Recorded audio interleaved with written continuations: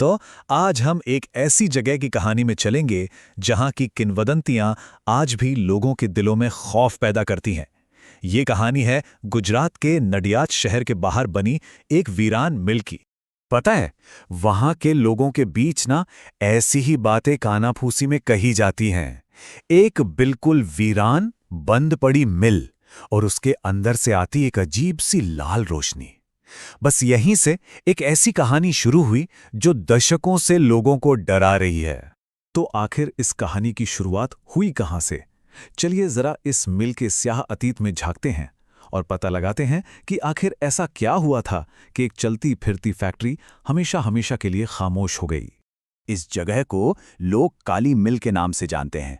सालों पहले यहां एक बहुत ही भयानक आग लगी थी। सब कुछ जलकर राख हो गया। मिल तो बंद हो गई, लेकिन कहते हैं कि उस आग में फंसी कुछ आत्माएं आज भी वहीं भटक रही हैं। और यही वो अफवाहें हैं जो इस जगह को इतना डरावना बनाती हैं। सोचिए, आधी रात के बाद मशीनों के चलने की आवाजें, अंदर से झांकती वो लाल रोशनी, इन सब बातों ने मिलके चारों तरफ डर का एक ऐसा माहौल बना दिया है कि कोई वहां फटकने की भी हिम्मत नहीं करता।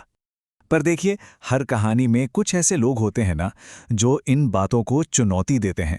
यश और उसके दोस्त भी बिल्कुल वैसे ही थे। उनके लिए ये सब मनगढ़ंत कहानियां थीं, जिन्हें लोग बस बढ़ा चढ़ाकर सुनाते थे। और इसी सोच ने उन्हें एक बहुत ही खतरनाक कदम उठाने पर मजबूर कर दिया। और बस यहीं से कहानी का वो हिस्सा शुरू होता है जहां बहादुरी और बेवकूफ़ी के बीच की लाइन एकदम मिट जाती है। दोस्तों में शर्त लग गई, आज रात काली मिल के अंदर जाकर उसका रहस्य पता लगाएंगे। उस रात जो हुआ वो कुछ इस तरह था। ठीक रात के 11:55 पर वो चारों दोस्त मिलकर बाहर खड़े थे। जैसे ही घड़ी में 12 बजे सन्नाटे को चीरती हुई एक आवाज आई। वो भारी भरकम लोहे का गेट अपने आप खुल गया, मानो वो उनका ही इंतजार कर रहा हो। बस एक आवाज, चर। लोहे के पुराने कब्जों की ये चरमराती आवाज उस रात के सन्नाटे में किसी चीख से कम नहीं थी। ये एक बुलावा था, या शायद एक चेतावनी। अपने फोन की टॉर्च जलाकर वो चारों अंदर घुसे। अंदर का नजारा बिल्कुल वैसा था जैसा किसी वीरान जगह का होता है। घुप अंधेरा, हर चीज पर धूल की मोटी परत और खामोश पड़ी मशीनों पर मकड़ी के जाले। सब कुछ एकदम शांत था, बहुत ज्यादा शांत। और फिर उसी मौत जैसी खामोशी को एक आवाज ने तोड़ा। ठक ठक ठक। एक पुरानी मशीन जिसे सालों से किसी ने हाथ तक नहीं लगाया था, वो अपने आप चलने लगी थी। अब दोस्तों की हिम्मत जवाब दे रही थी। जो चीज एक मजेदार शर्त के तौर पर शुरू हुई थी, वो अब एक भयानक हकीकत में बदल रही थी। मिल की खामोशी में सिर्फ मशीनें ही नहीं, कुछ और भी जाग रहा था। मशीनों की आवाज के बीच उन्हें एक और आवाज सुनाई दी। अंधेरे कोने से किसी औरत के सिसकने की आवाज। ये किसी मशीन की नहीं थी, ये दर्द भरी थी, और इसने उनके रोंगटे खड़े कर दिए। यश ने जैसे ही आवाज की तरफ टॉर्च घुमाई, जो सामने दिखा वो किसी बुरे सपने से कम नहीं था।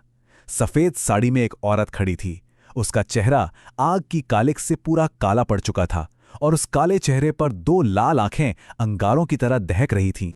उस साये के होंठ हिले और एक धीमी, डरावनी आवाज गूंजी।